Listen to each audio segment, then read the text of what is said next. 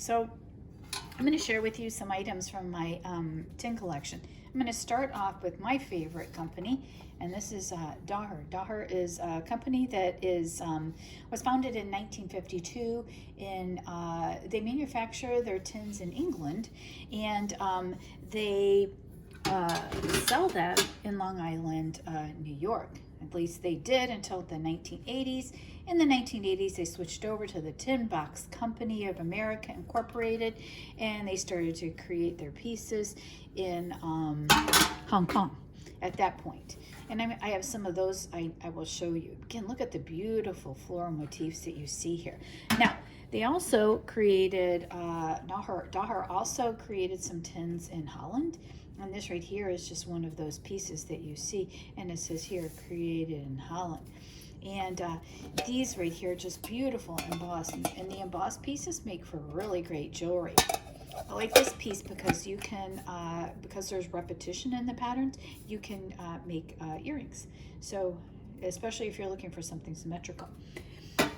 Here's another piece I want to show you, and the reason I want to show you this piece is that, again, not only is it just beautiful, but it's also a little bit stained. That's okay. We're not worried about that when we're creating pieces of jewelry. We're going to be looking mainly for the florals or the patterns that you see, or the geometric patterns you're going to see on your pieces. So there is that right here. So any of those stained areas, which this is stained, I tried getting that out. This is probably my favorite tin of all, and it's a Daher tray. And again, these trays, these bowls are made out of really thick metal or tin, and because that tin is so thick, I do use a jeweler's saw or an aviation shears in order to cut that up, but mostly the aviation shears. So just wanted to show you that. Those are really beautiful tins. The next line I'm going to show you is the Tin Box Company, and the Tin Box Company, here we go. That is, this was the offshoot of the Daher Company. See here, it says the Tin Box Company, made in Hong Kong. So this right here, and then about the 1980s, they switched and started making their pieces in Hong Kong. So that's a Daher Company, but just an offshoot. This right here, some beautiful footed boxes that were created by a company called Frieda and Nato, and this is made in Western Germany.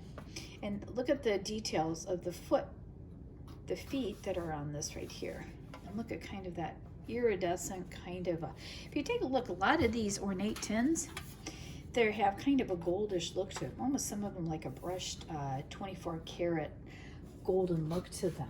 So this company here was probably in somewhere in the early 1970s, late 1960s. I'm going to show you some interesting tins. Again, this is more of that heavier platter kind of a tin. And these right here were promos tins from Spick and Span. Spick and Span's the cleaning agent, and they gave these tins away for free. I paid $3 for these at a flea market, and I wish I would have gotten more. They had a whole stack of them, but I got about 6 of them. And I really like using these because if you take a look on the back, it has that really brushed, beautiful gold look to them. So you can make your earrings out of a pattern up front, and the back has that beautiful brushed gold look to it. Next in line, we're going to be looking at Meister tin, and this one is created in Brazil. Beautiful, beautiful repetition, almost like a mandala effect. This right here was created probably in the 1970s. Next line is called Barrett Ware. Barrett Ware is made in England. And what they use soaps, biscuits, chocolates, different kinds of stationaries, and just beautiful things that they used to put in their items. These are mid-centuries, and a lot of theirs were hinged. So if you take a look here, you can see the Barrett Ware logo on the back of that. Again, this is one of those really thick tins that would require a jeweler's saw. And here is the Barrett Ware tin. gorgeous, gorgeous. Love that top. Cool thing about these tops, when I purchased these, sometimes when I cut some of these open right along here and I flip them on the other side, on the inside I will see a different tin company or a different part of a tin. Like on the inside, this might be Christmas, it might be words, but whatever it is, it's been preserved all that time since around the 1970s. So, or 60s or 50s, or it just is. So there is the Barrettware logo that you see there on the bottom. There we go.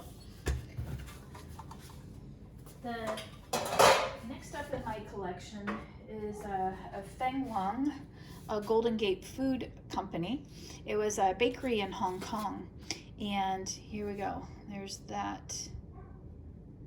Look how beautiful that is. Absolutely gorgeous. Flour, sugar, butter, and Leghorn eggs. So just beautiful. I love the colors with that. Very soft colors. And again, that's mid-century. Hallmark put out some tins. This right here is a Hallmark, probably 1980s.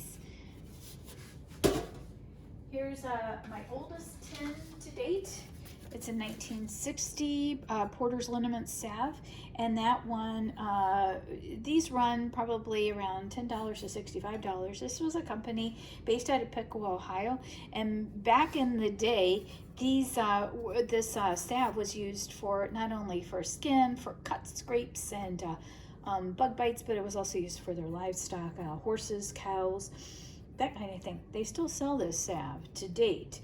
And a lot of the formula is still the same. Like, for example, they still have zinc in there, camphor oil, ammonia, clove oil, sassafras, and even beeswax. So sassafras, I think it was something like a root beer flavor, which is kind of cool.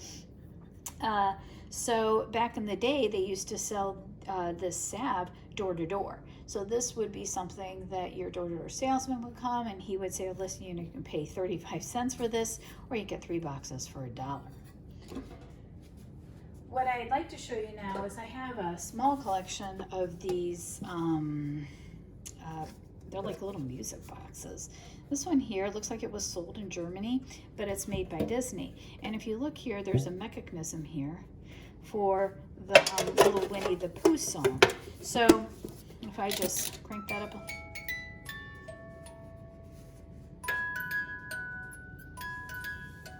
And I have about 4 of those. I don't take those apart. Here's some other interesting tins. Some of them are a little bit more modern, but I really love the Godiva line of tins. They're absolutely beautiful. The colors are flowing, soft. The patterns are just absolutely gorgeous. It tells a story. And one of the nice things about these tins, because they tell a story, they also make for really great jewelry. This one here I got at the for $1.99 at the. And I just look at the back just to see maybe if there's, now this one here is kind of interesting. And a lot of my tins, I find things in my tins. This right here has the name of the artist who created the art on the front. But if you look, there's even the little places where the candy was, and there's little bits of chocolate in there. So I do find some interesting things in these tins when I open them up. And here's another really interesting one. I found this is recent, more modern. The more modern tins have a UPC symbol on the bottom. This one does not. But I paid a couple dollars for this. This is Rogers Candy Company. It's just such a beautiful little scene there of the whales, and they're just flowing through the ocean. It's right here, probably 1960s, 1970s, kind of that retro look to them. And this right here, if you were to cut that out, make that a left earring, that a right earring. Why not just take these little dogs that are barking at each other and make a necklace out of that? So this is kind of a cool one. This is a Barton's Bonbonnerie from back in the day, probably, a little while ago. So